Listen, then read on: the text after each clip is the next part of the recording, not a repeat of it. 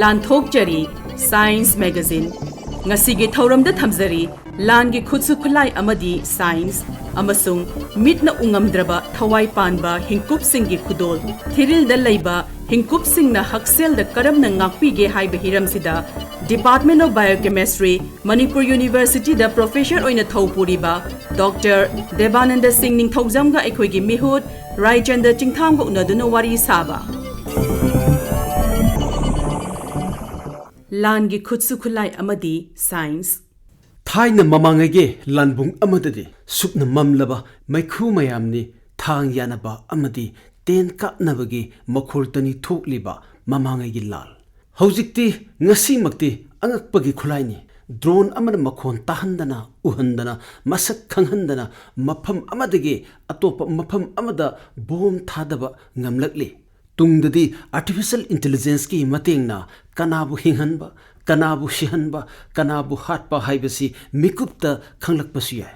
nungdagi nuclear gi khut-lai phawba tenjaidagi cyber gi khut-lai phawba miyoiba khunai gi Laangi Khut-su Khut-lai mayam ama matamgi ichelga loina duna lakli tamthiba khut-lai mayam gi wari asi miyoibana anoba science kanglon khangja haijabagi wari adumakni khunai ngalhannaba bulb puthokhiba miyoibagi wakhaldagi thoklakpa science kanglon adumaknani khunai mamhannaba nuclear bomb sarakliba Tamthiba lalgi Khut-su Khut-lai asi science na ohilakpani aduga science asinasu miyueba khunai akiba amadi apambana ohilakpani khulai singi marumda kari karamba makhalgi kanglo leibagi haibadu makhoibu karamna mathau tawribano haibadu da natte makhoina aikhoibu kadomda pugadawri haibasini mathai thainage Laangi Khut-su Khut-lai de yamna chamme nung chai ten ta lirungna oiramme adu yamna chamlagasu makhoi singi manungda marumduda physics ke loksing yauri icham chamna tenjai amana lirungi elastic potential energy adu kinetic energy da onthoktuna posak amada panduna thumna lengba ngammi metal puthorakhibana hiram asida mayon chaung honglakhi senjeng matung tarakpada yotna lanbungda sijinnaba thangta chungoi amadi atai Khut-su Khut-lai kaya khudum chalakhi tungda Chinese singna gunpowder puthorakhibadagidi lanbungda chemistry su changsilakhi salt pepper sulfur amadi maitan na totsim yansinaraga semba gunpowder asina anoba lanbung ama ohellakpada natana chemical energy bu khubam nungda thamduna sijinnaba ngamlakhi bomb topna Europe ki landa yauksin khiba matamdadi kanglon science asi lanpham dukhakta yengba oikhidri landugi mawong mato yatpa architect oirakhi kunsuba chahi chadadi miyoiba khunaibu loisinba ngamba khut-lai poklakhi atom bomb haina su khangnaba nuclear bomb haiba nuclear fission na mapangal hapa bomb asina lisingama chamapan nifu mangada Hiroshima amadi Nagasaki mitna kupada pungtum tumhanki masida tawriba kanglon asidi angakpani uranium natraga plutonium nucleus ama thugaibada thoklakpa energy adu licha lipun kaya thokna chemical gi pokhairakpadagi heli mikup aduna Laangi mawong asi matam pumbagi oina punghong honghanki miyamna kinaraba nuclear bomb puthokpada khwaidige achoba thodang lawkhiba nuclear bomb gi mapa haina khangnaba physicist Robert Oppenheimer na ahanba nuclear bomb gi changyeng yengsillaba matungda haikhi Haujikti ahaksi malem pumbabu maghan tahan bangamba asiba haibadu oire amaromda bomb asibu ohellaknaba achoba thodang lawriba equation E = mc square lanthukiba Albert Einstein bomb asigi tamthiba matik mayagi matangda mahaki wafam atom gi lotuna leiramba masakna pumnamak hongdoglakle amadi masina maram oiduna amukta thengnakhidriba tamthina mang takpa amagi makeida changchilakli ngasi makte malem pumbada lising tarani thoidagi hena leiriba nuclear khut-lai gi marumda aikhoi hingli adusu lising ama chamapan nifu mangagi adudagi saruk kaya tamthiba henba masigi su mathakta haujikti electronics material science amadi computing saukhatlakpana paningba maphamda chap chana palhanba ngamba makholdagi hena yangba missile amadi mi tongdaba drone kaya asina ꯂꯥꯟꯕꯨꯡ ꯑꯁꯤ ꯀꯥ ꯍꯦꯟꯅ ꯇꯝꯊꯤꯕ ꯃꯐꯝ ꯑꯃ ꯑꯣꯏꯍꯜꯂꯛꯂꯤ꯫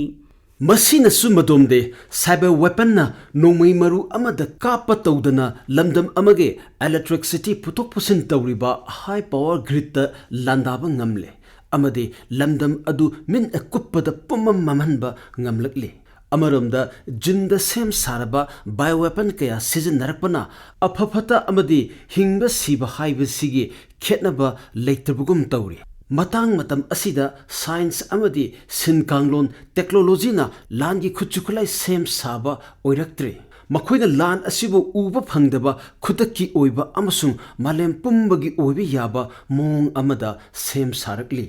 ꯃꯥꯡꯂꯣꯝꯗ ꯌꯦꯡꯂꯨꯕꯗ ꯃꯤ ꯁꯤꯍꯟꯕ ꯌꯥꯕ ꯈꯨꯠꯂꯥꯏꯁꯤꯡꯒꯤ ꯃꯇꯨꯡꯗ ꯂꯩꯔꯤꯕ science ꯀꯥꯡꯂꯣꯟ ꯑꯁꯤ ꯏꯆꯝ ꯆꯝꯂꯝꯕꯗꯒꯤ ꯌꯥꯝꯅ ꯃꯇꯤꯛ ꯃꯌꯥꯏ ꯆꯦꯟꯕ, ꯃꯇꯥꯡ ꯃꯇꯝꯒꯤ ꯃꯇꯨꯡ ꯏꯟꯅ ꯍꯣꯡꯕ ꯉꯝꯕ ꯑꯃꯗꯤ ꯑꯌꯥꯝꯕꯅ ꯎꯕ ꯐꯪꯗꯕ ꯇꯦꯛꯅꯣꯂꯣꯖꯤꯁꯤꯡꯗ ꯍꯣꯡꯂꯛꯂꯤ꯫ ꯑꯥꯔꯇꯤꯐꯤꯁꯤꯌꯦꯜ ꯏꯟꯇꯦꯂꯤꯖꯦꯟꯁꯅ ꯃꯊꯧ ꯇꯧꯍꯟꯕ ꯃꯁꯥ ꯃꯇꯣꯝꯗ ꯌꯦꯛꯅꯕ ꯈꯪꯗꯣꯛꯆꯕ ꯑꯃꯗꯤ ꯂꯥꯟꯗꯥꯖꯕ ꯉꯝꯕ ꯔꯣꯕꯣꯠ ꯀꯌꯥ ꯑꯁꯤ ꯁꯥꯏꯟꯁ ꯐꯤꯛꯁꯟ ꯈꯛ ꯑꯣꯏꯗ꯭ꯔꯤ꯫ ꯂꯩꯕꯥꯛ ꯀꯌꯥꯅ ꯁꯦꯟꯁꯔ ꯗꯦꯇꯥ ꯁꯤꯖꯤꯟꯅꯗꯨꯅ ꯌꯦꯛꯅꯕ ꯈꯪꯗꯣꯛꯄ ꯑꯃꯗꯤ ꯃꯤꯑꯣꯏꯕ ꯑꯃꯅ ꯉꯝꯕꯗꯒꯤ ꯍꯦꯟꯅ ꯈꯣꯡꯂꯩ ꯌꯥꯡꯅ ꯃꯊꯧ ꯄꯥꯡꯊꯣꯛꯄ ꯉꯝꯕ ꯔꯣꯕꯣꯠ ꯀꯌꯥ ꯂꯥꯟꯒꯤ ꯆꯥꯡꯌꯦꯡꯗ ꯌꯥꯎꯁꯤꯜꯂꯛꯂꯤ꯫ ꯑꯔꯨꯕ ꯐꯤꯚꯝ ꯑꯃꯗꯅꯤ ꯂꯩꯔꯤꯕꯁꯤ꯫ ꯀꯔꯤꯒꯨꯝꯕ ꯔꯣꯕꯣꯠꯁꯤꯡꯁꯤꯅ ꯃꯥꯏꯀꯩ ꯑꯃꯔꯣꯝꯗ ꯆꯠꯈ꯭ꯔꯕꯗꯤ ꯃꯗꯨꯒꯤ ꯊꯧꯗꯥꯡ ꯀꯅꯥꯅ ꯌꯥꯒꯅꯤ, ꯀꯅꯥꯅꯅꯤ ꯍꯥꯏꯒꯅꯤ? ꯂꯦꯖꯔ ꯑꯃꯗꯤ ꯃꯥꯏꯀ꯭ꯔꯣꯋꯦꯚꯅ ꯏꯂꯦꯛꯇ꯭ꯔꯣꯅꯤꯛꯁꯀꯤ ꯈꯨꯠꯂꯥꯏ,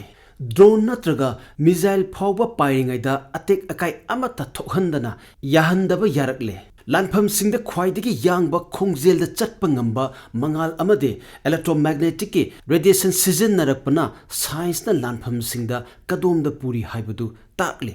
ꯏ ꯄꯥꯎ ꯐꯥꯎꯅꯕ ꯑꯃꯗꯤ ꯒ꯭ꯂꯣꯕꯦꯜ ꯄꯣꯖꯤꯁꯅꯤꯡ ꯁꯤꯁꯇꯦꯝ ꯈꯛ ꯅꯠꯇꯅ ꯍꯧꯖꯤꯛꯇꯤ ꯃꯤꯖꯥꯏꯜ ꯀꯥꯞꯄ ꯁꯦꯟꯅꯕ ꯑꯁꯤ ꯁꯦꯇꯦꯂꯥꯏꯠꯀꯤ ꯈꯨꯠꯊꯥꯡꯗ ꯇꯧꯅꯕ ꯋꯥꯐꯝ ꯐꯣꯡꯗꯣꯛꯅꯔꯛꯂꯤ꯫ ꯑꯃꯔꯣꯝꯗꯅ ꯃꯁꯤꯒꯨꯝꯕ ꯁꯦꯇꯦꯂꯥꯏꯠꯁꯤꯡ ꯑꯁꯤ ꯀꯥꯞꯊꯅꯕ ꯈꯨꯠꯂꯥꯏ ꯁꯥꯕꯒꯤ ꯂꯥꯂꯣꯡ ꯌꯥꯠꯅꯔꯛꯂꯤ꯫ ꯇꯤꯚꯤꯗ ꯁꯤꯅꯦꯃꯥꯗ ꯎꯕ ꯂꯥꯟꯒꯤ ꯃꯑꯣꯡ ꯑꯗꯨꯃꯛ ꯅꯣꯡꯃꯗꯤ ꯂꯥꯟꯐꯝ ꯑꯃꯗ ꯁꯨꯡꯁꯣꯏ ꯁꯣꯏꯗꯅ ꯑꯩꯈꯣꯏꯅ ꯎꯒꯗꯧꯔꯤ꯫ ꯄꯨꯝꯅꯃꯛꯁꯤꯒꯤ ꯃꯔꯨꯝꯗ ꯂꯩꯔꯤꯕꯁꯤꯗꯤ ꯁꯥꯏꯟꯁꯅꯤ, ꯀꯥꯡꯂꯣꯟꯅꯤ, ꯁꯤꯟꯀꯥꯡꯂꯣꯟꯅꯤ꯫ ꯑꯆꯝꯕ ꯇꯦꯟꯖꯩꯗꯒꯤ ꯍꯧꯔꯒ ꯇꯝꯊꯤꯔꯕ ꯃꯤꯖꯥꯏꯜ ꯀꯌꯥ ꯑꯁꯤꯗ ꯇꯧꯔꯤꯕꯁꯤ ꯁꯥꯏꯟꯁꯅꯤ, ꯑꯁꯦꯡꯕꯃꯛꯅꯤ, ꯇꯁꯦꯡꯅꯃꯛꯅꯤ꯫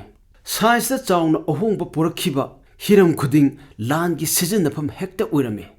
ꯏꯟꯇꯔꯅꯦꯠ ꯊꯣꯛꯈꯤꯕꯁꯤ ꯉꯥꯛꯁꯦꯟꯒꯤꯗꯃꯛ ꯁꯦꯝꯈꯤꯕ ꯑꯥꯔꯄꯥꯅꯦꯠꯇꯒꯤꯅꯤ꯫ ꯒ꯭ꯂꯣꯕꯦꯜ ꯄꯣꯖꯤꯁꯅꯤꯡ ꯁꯤꯁꯇꯦꯝꯁꯨ ꯑꯩꯈꯣꯏꯒꯤ ꯁ꯭ꯃꯥꯔꯠ ꯐꯣꯟꯗ ꯌꯥꯎꯔꯛꯇ꯭ꯔꯤꯉꯩꯗ ꯂꯥꯟꯗ ꯂꯝꯃꯤꯠ ꯇꯨꯃꯤꯠ ꯈꯪꯅꯕ ꯈꯨꯠꯂꯥꯏ ꯑꯣꯏꯅ ꯁꯤꯖꯤꯟꯅꯔꯝꯃꯤ꯫ ꯑꯩꯈꯣꯏꯅ ꯆꯥꯛꯁꯪꯗ ꯆꯨꯖꯥꯛ ꯀꯕꯣꯛ ꯄꯣꯛꯄꯗ ꯁꯤꯖꯤꯟꯅꯔꯤꯕ ꯃꯥꯏꯀ꯭ꯔꯣꯋꯦꯚ ꯑꯣꯚꯦꯟ ꯑꯁꯤꯁꯨ ꯑꯅꯤꯁꯨꯕ ꯂꯥꯟꯖꯥꯎꯒꯤ ꯃꯇꯝꯗ ꯁꯤꯖꯤꯟꯅꯈꯤꯕ ꯔꯦꯗꯥꯔ ꯇꯦꯛꯅꯣꯂꯣꯖꯤ ꯑꯗꯨꯒꯤ ꯄꯣꯠꯊꯣꯛꯅꯤ, ꯃꯍꯩꯅꯤ꯫ ꯂꯥꯟꯒꯤ ꯈꯨꯠꯂꯥꯏ ꯑꯃ, ꯈꯨꯠꯂꯥꯏꯗꯨꯈꯛ ꯄꯣꯠꯂꯝ ꯑꯃ ꯑꯣꯏꯅ ꯎꯕꯗ ꯌꯥꯝꯅ ꯅꯨꯡꯉꯥꯏꯅꯤꯡꯉꯥꯏꯅꯤ, ꯍꯔꯥꯎꯅꯤꯡꯉꯥꯏꯅꯤ꯫ ꯈꯨꯠꯂꯥꯏꯁꯤꯡ ꯑꯁꯤ ꯃꯤꯑꯣꯏꯕꯅ ꯁꯤꯖꯤꯟꯅꯔꯒꯦ ꯈꯜꯂꯛꯄ ꯃꯤꯀꯨꯞꯇ ꯇꯝꯊꯤꯕ ꯃꯁꯛꯇꯨ ꯑꯣꯏꯔꯛꯄꯅꯤ꯫ ꯅ꯭ꯌꯨꯀ꯭ꯂꯤꯌꯔ ꯕꯣꯝ ꯁꯥꯔꯤꯕ ꯅ꯭ꯌꯨꯀ꯭ꯂꯤꯌꯔ ꯐꯤꯖꯤꯛꯁ ꯑꯗꯨꯃꯛꯅ ꯑꯆꯧꯕ ꯂꯝꯗꯝ ꯑꯃ ꯃꯩ ꯉꯥꯜꯍꯟꯕ ꯌꯥꯔꯤꯕꯅꯤ꯫ ꯂꯥꯟꯗꯥꯕꯗ ꯁꯤꯖꯤꯟꯅꯕ ꯆꯞ ꯃꯥꯟꯅꯕ ꯗ꯭ꯔꯣꯟ ꯑꯗꯨꯅꯅꯤ ꯃꯅꯨꯡ ꯍꯟꯖꯤꯟꯕ ꯈꯨꯡꯒꯪꯁꯤꯡꯗ ꯍꯤꯗꯥꯛ ꯂꯥꯡꯊꯛ ꯌꯧꯍꯟꯕ ꯉꯝꯂꯤꯕ꯫ ꯇꯝꯊꯤꯕ ꯈꯨꯠꯂꯥꯏ ꯃꯌꯥꯝꯁꯤꯒꯤ ꯃꯇꯨꯡꯗ ꯂꯩꯔꯤꯕ ꯁꯥꯏꯟꯁ ꯑꯁꯤꯗꯤ ꯀꯔꯤꯁꯨ ꯈꯪꯖꯕ ꯅꯠꯇꯦ, ꯃꯈꯣꯏꯗ ꯆꯦꯜꯂꯤꯕ ꯃꯤꯑꯣꯏꯕꯒꯤ ꯋꯥꯈꯜꯂꯣꯟ ꯑꯗꯨꯅꯤ꯫ ꯁꯥꯏꯟꯁꯅ, ꯀꯥꯡꯂꯣꯟꯅ ꯃꯤꯒꯤ ꯊꯋꯥꯏ ꯀꯟꯕ ꯅꯠꯇ꯭ꯔꯒ ꯊꯋꯥꯏ ꯂꯧꯕ ꯉꯝꯍꯜꯂꯤꯕꯁꯤ꯫ ꯃꯤꯑꯣꯏꯕ ꯑꯩꯈꯣꯏꯅ ꯍꯧꯖꯤꯛ ꯂꯩꯔꯤꯕꯁꯤ ꯂꯝꯕꯤ ꯂꯣꯡꯕ ꯂꯝꯂꯣꯡ ꯑꯃꯗꯅꯤ꯫ ꯑꯩꯈꯣꯏꯗ ꯂꯩꯔꯤꯕ ꯁꯥꯏꯟꯁꯀꯤ, ꯀꯥꯡꯂꯣꯟꯒꯤ ꯇꯧꯕ ꯉꯝꯕ ꯑꯁꯤꯗꯤ ꯃꯃꯥꯡ ꯊꯛꯇꯒꯤ ꯌꯥꯝꯅ ꯍꯦꯜꯂꯦ꯫ ꯑꯗꯨꯝ ꯑꯣꯏꯅꯃꯛ ꯃꯁꯤꯗ ꯑꯩꯈꯣꯏꯒꯤ ꯊꯧꯗꯥꯡꯗꯤ ꯌꯥꯝꯅ ꯆꯥꯎꯏ꯫ ꯑꯣꯏꯔꯛꯀꯗꯕ ꯈꯨꯠꯂꯥꯏ ꯃꯌꯥꯝ ꯑꯁꯤꯒꯤ ꯇꯝꯊꯤꯕꯁꯤ ꯁꯥꯏꯟꯇꯤꯁ, ꯀꯥꯡꯂꯣꯟꯂꯣꯏꯁꯤꯡꯅ ꯁꯦꯝ ꯁꯥꯕꯗꯨꯈꯛ ꯅꯠꯇꯦ, ꯍꯦꯟꯅ ꯇꯝꯊꯤꯔꯤꯕꯗꯤ ꯃꯤꯑꯣꯏꯕꯒꯤ ꯋꯥꯈꯜꯅ ꯁꯤꯖꯤꯟꯅꯕꯒꯤ ꯑꯌꯥꯕ ꯄꯤꯅꯕ ꯋꯥꯔꯦꯞ ꯂꯧꯔꯤꯕ ꯑꯗꯨꯅꯤ꯫ ꯑꯜꯕꯔꯠ ꯑꯥꯏꯟꯁꯇꯥꯏꯟꯅ ꯑꯃꯨꯛꯇ ꯊꯦꯡꯅꯈꯤꯗ꯭ꯔꯤꯕ ꯇꯝꯊꯤꯅ ꯃꯥꯡ ꯇꯥꯛꯄ ꯑꯃꯒꯤ ꯃꯇꯥꯡꯗ ꯆꯦꯛꯁꯤꯟꯋꯥ ꯍꯥꯏꯈꯤꯕ꯫ ꯑꯣꯄꯦꯟꯍꯥꯏꯃꯔꯅ ꯑꯁꯤꯕ ꯑꯣꯏꯕꯒꯤ ꯋꯥ ꯍꯥꯏꯈꯤꯕ ꯄꯨꯝꯅꯃꯛꯁꯤ ꯆꯨꯝꯅꯒꯤ ꯄꯨꯋꯥꯔꯤꯒꯤ ꯈꯣꯟꯖꯦꯜ ꯅꯠꯇꯦ꯫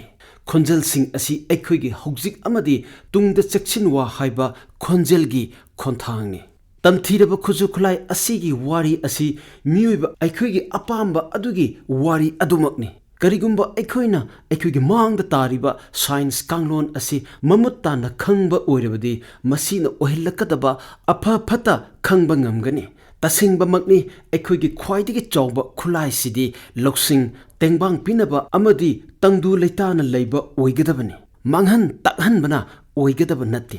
करिगुंबदा मियोइबा अखोइना अखोइगी हाइथोइ सिंथोइबदु तंगथीबा खुलाई सादुना उथोरकलिबसी महौसागी खल कायरकपा चाक तांगबा अमदी तंगथीबा लैना तिनासिंग असिगा लांथेंगनबदा सिजनरबदी तुंगदा ओरकदबा ख्वाइदगी तंगथीरबा साइंसना सेम साबा खुलाई असी मियोइबा अखोइ हाटननबा ओइरोय मियोइबिगे वखलसिंग असी हाटननबा ओइगनी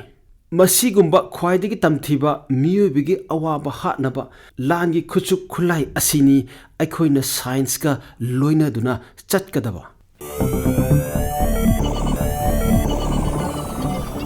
अरोइबदा अमुक थमजरी मितना उंगमद्रबा थवाई पानबा हिंकुपसिंगी खुदोल थिरिलदा लैबा हिंकुपसिंगना हक्सेलदा करमना ngakpige हाइबा हिरमसिदा department of biochemistry Manipur university दा प्रोफेसर ओइना थौपुरिबा डॉक्टर देबानंद सिंह निंगथौजमगा अखोइगी मिहुत राइचंदा चिंगथामगा उनदुना वारी साबा ngasimu puduna laksari science magazine na minnu ungamdraba thawai panba sing hingkupsinggi khudol thirinda leiba hingkupsigna haksel da karamna ngakpige haibigi hiramsida khana nenanaba akashvani imphal gi studio da lengsinduna lebiraba professor debananda singh ningthoujambu ahabi mokta da ikai khumnajabu galoinana taram nokcheri ayakna su yar busu miyamga science ki lamda wari watai haktang sanabagi tanjama pibi bugi da mukta ngamkhai leitana thagachari minna ungamdraba thawai panba singja maruina khoigi microorganism haibidio ja hingkupsinggi khudol sigi matang do ja ngasiga ojaga khoi hakthang nena wari sanna gadori bisi ja anirak subani ja mamang da khoigi series ama super bakio ja pandu ama khoi togre ja oja ngasi laiba ngasi ki topic sina ja khoi thirinda maruina khoi gat haina badu da leibedu ni ja alna oja na ngasi gi ani suba khudol sigi oina oja wahaudu oina oja da thamjari ba hangziuza akhoi hingkupsing maruina akhoi microorganism singa akhoi miyoba khak natana sanga thawai panba sing pambi amadi makhoiga miyoba ga leinariba mari sing siuza si tentakno pham khidang thambiramuza hoi yam di paksa bo topic ni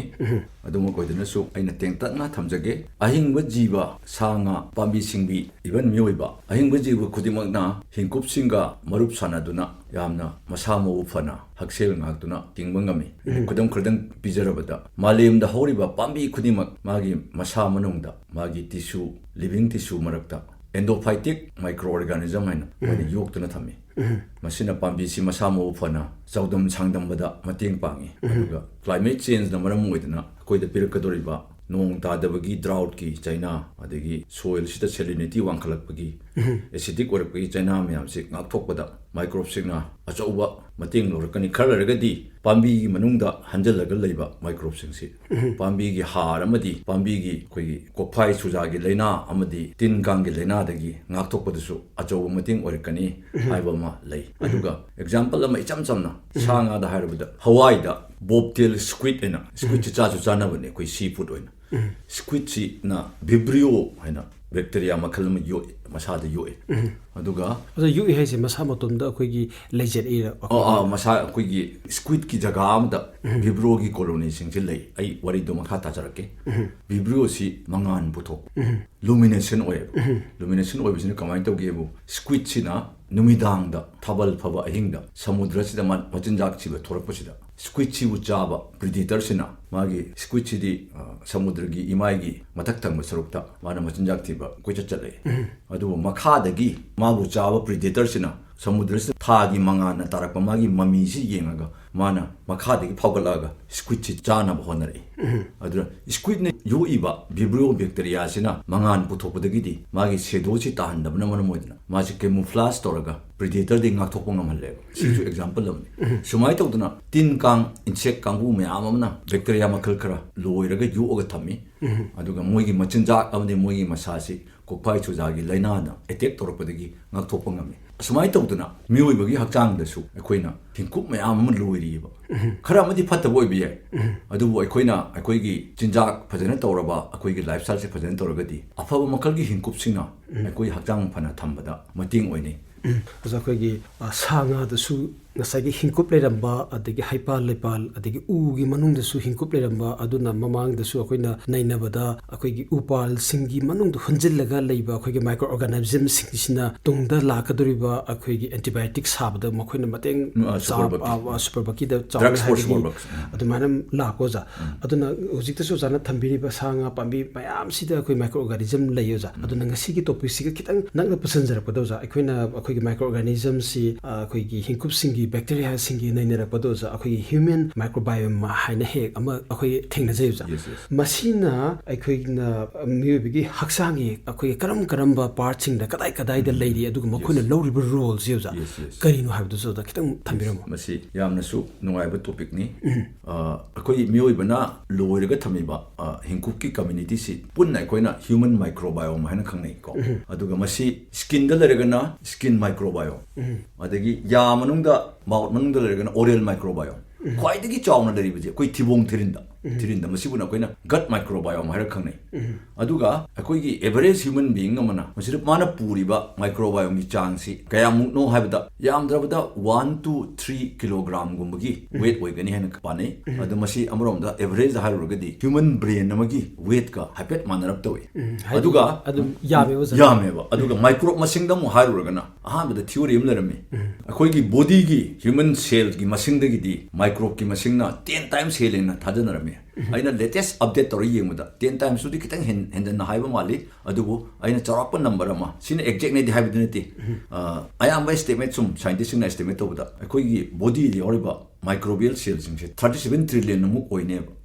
अदुना हुजिकी 37 trillion microbial cells अदुगा अखोइ इसागी ओइबा human cell ना about 30 trillion cells अदुदी 1:1 दगी कनो microbial cell कितंग हेले अदुनी अइना हाइजनिंग से उजा हुजिकी अखोइ human microbiome habisida अखोइगी लेida यादा अदगी अंगसाई सादा अंगसाई उजाना पनबिगिबो अदु लोइनमक चलगसु उजा मरुइना ngasi अखोइगी topics दि yorबसे मरुइना अखोइ गत अखोइगी थिरिन द लेबसे अंगसाई स्किन अखोइ skin microbiome oral microbiome even vagina da vaginal microbiome lei sumain leiba sumaina ngasai akhoi gi thirin si gi palakpa matam da akhoi gut microbiome si de uja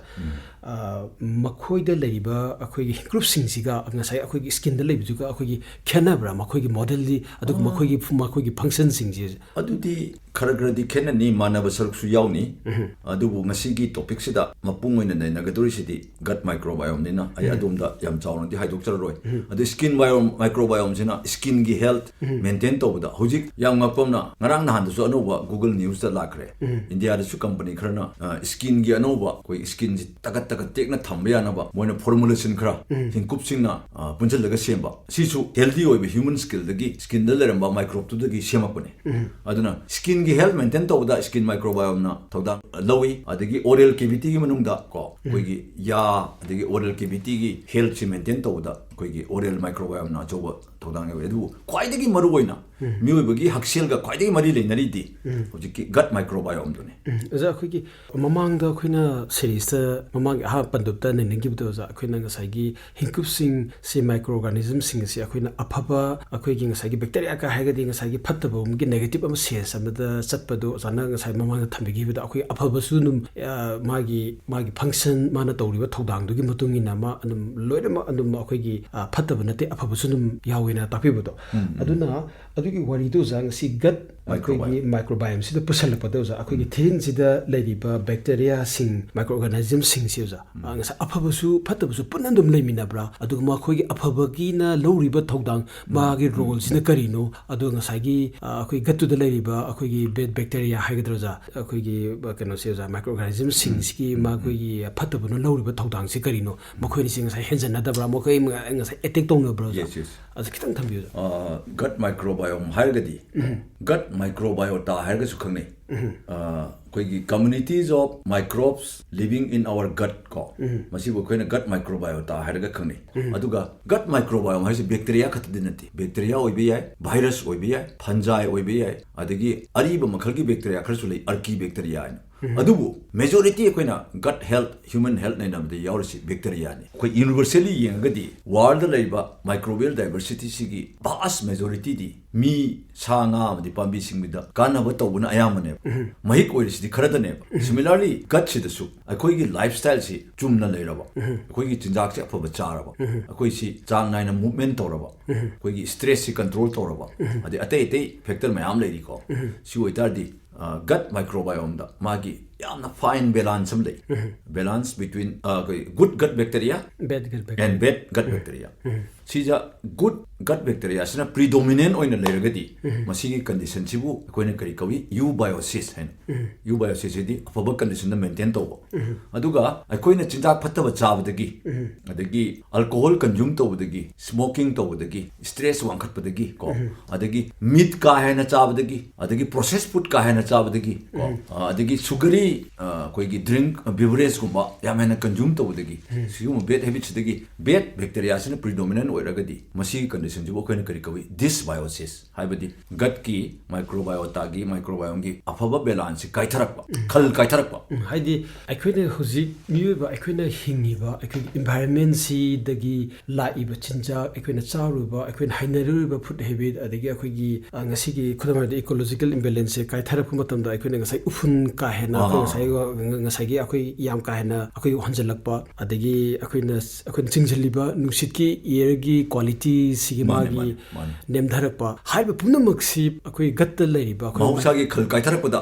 koina environment degi china chithing me ama phangiba dumaina gut ki dasu good bacteria bad bacteria gi balance kaitharagadi akoi da asokko mayam lakane sigi asokko thorop yawi condition jibuna dysbiosis ko adu akoina healthy balance maintain taraga gut health sisu phadana thamaba gut health ka akoi gi health ka chi haktheng na mari lene gut ki balance chumna leragadi akoi da thorop yaba disorder mayam disease mayam dagi atokpa ngami aduna akoina koi gi chinjak lifestyle food habit tongan ba factor mayam si akoina good condition da akoina thamagadi koi eubiosis natraga eubiotic condition hajida leragadi akoi gi hakchang si masamu phana leiba henganeba azadna akhoi ki chinjak se akhoi na chari bu chinjak akhoi na consume tawri ba hai tari oza akhoi na chari ba chinjak ki mathak ta huji ozana takpi bu do akhoi environment se khal se kai thak matam da akhoi na holiba akhoi na environment exposed tawri ba sina ngasa gi indirectly natra directly akhoi gut ta leiba microorganism si magi oba saphu se pirami no za ngasa gi gut ta leiba bacteria se good bacteria sing do za hen phagala di akhoi gi haksang akhoi gi chari ba khong hamba khotpa dagi tummi ba kholi ba punamak se kana ba pidin no za akhoi na karama makhalik chinjak se za chara kanda akhoi gi gut ta leiba microorganism sing se phan ga dagi za amaru na chinjak se karam ban ne lobi biya ga si laksage adugi wari mapung du da laktringe da good gut bacteria si yam pak chauna lekre adugo khoi gi afaba bacteria makhal khara haraga di ko lactobacillus haiba bacteria group ama adu bifidobacteria haiba group ama bad bacteria haragadi koigi salmonella haibugumba salmonella je koigi koina nungsa daga photokna phunwa phamaraktaga leigraba meat kumba adagi koi phajana fridge daga phajana thamdaba table mathakta ka koina thamba meat kumba charu badisu salmonella si obiya adagi shigella adagi e coli ko ba e coli afabana koigi damta vitamin sungmadi kadi kana thau mayam tawi adu e coli makhaldi masagi dysbiosis to thon be adu chinjak ta mulak charake chinjak sidaida ayamba aina sigi kano sida area sida literature review to matamda koigi ayamba scientist na harisi plant based diets ko maruoina plant fiber rich foods ade koigi da harga koi lapu iromaga chari na sigumba adagi atai fiber rich oiba plant food mayam lei aduna plant fiber rich foods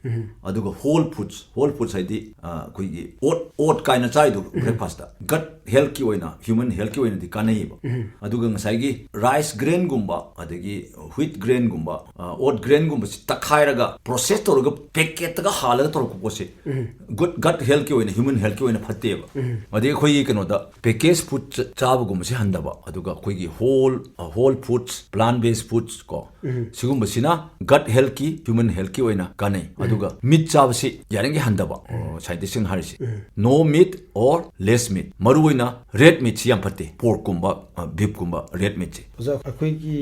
gut sing sida natraga akhoi gi microbiome si za yuk tu na thambada akhoi gi punsirol ji za mamangai da akhoi gi chawbi sa phu chaw thungam badagi akhoi lamdam sida lerimagi lifestyle du mamangai da punsi se khara mate khara yam wangam bagi pau tai mate khara mu akhoi gi punsi ten bagi pau amu tai oza aduna hujik si akhoi gi khunai sida leiriba akhoi environment na pi ba saitheng adagi akhoi na hujik si sari ba chinjak lifestyle mayam se pulla kan da oza akhoi na akhoi gi microbiome se oza yok tu na thamba da oza karam karam punsi material se tawraga di oza ya ga da gi ha oza kitang thambira oza mane ai haijage masi hojik ti ko gut microbiome si yam ngakna chibum bo pochibu leibra kana thajanaramdabadagi hojik ti yamna active area of research oire ko atopa scientism su lei Walter Longo ina mana larik amsu ire the longevity diet sidana tana ina tai tai paru me amdagi sum yengjar ko tamda koi amukasu hana gi to repeat tawda jahi kuina punchiba kuina sangna punchiba tana tana masa mo phana punchiba haibadi having long lifespan as well as long health span punchi sangna punchiraga na koi gi nari sari tawgi hingududi punchi sangna su nungai bi yobdi ko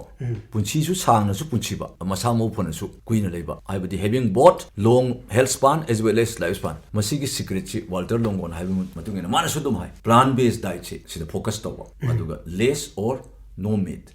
aduga smoking toromagadi smoking handanba alcohol consumption su moderate tawa aduga sang na movement khadi tawa ko aduga koi gi stress se manage tawa aduga amatanga palhoge masi koi na thaina da lining gi mong na chalam masi microbiome gi angle de gi masi gi posi yokat pa phawrain khale moina ka masi bu kari kawi intermittent fasting marak mat chara handok pase masi it is good for both gut microbiome health as well as our health aduna ai gi wakal dadi koi gi Meetei gi thaijarage Meetei gi koi gi traditional cuisine ko koi na charam basi pat daga hoba wild plant ka si Meetei di am sadra do koi gi cuisine da koi gi compre adu kengoi gi kengoi hoji si sum koi habit da sigum si sum handara abra ko koi ji kra naha angang gum na mama mapa da gangang ga ai di ngasi di ok thong ma chaningi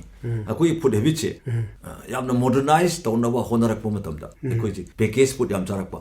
adagi di restaurant da chatadi sugary beverage gumba mocktail ga nyam toin thalakpa ko adagi meat lom da sum onjalakpa koi thaina gi Meetei gi ari ba chinjak ka se kangsoi nungsoi makan gi plant variety leramasi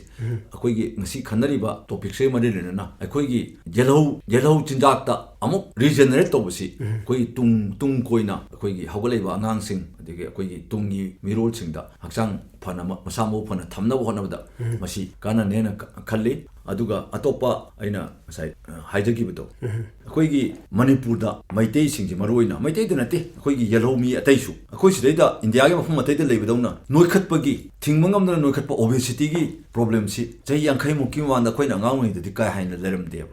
hoji khare gar lekhaleba ai gi theory da masi microbiome ga mari yamlani koi na package food yam charakpa angang sing package food yam ngawre adagi meat china wankalaga traditional plant based food na handagiba sina obesity gi maroiba maramama oigani haina khal Mitna Uba Ngamdraba Thawai Panba Hingkupsinggi Khudol Thirilda Leiba Hingkupsigna Haksel Karamna Ngakpage haiba hiramsida Department of Biochemistry Manipur University da Professor oina Thaupuriba Dr. Debananda Singh Ningthoujam ga aikoigi mihut Raichanda Chingtham ga unaduna wari saba tahanjakibaga loinana ngasigi Science Magazine lanthokchaba matang asda loizare mathang leipakokpa numit pungpham asimakta da amuk phangbigani Science Magazine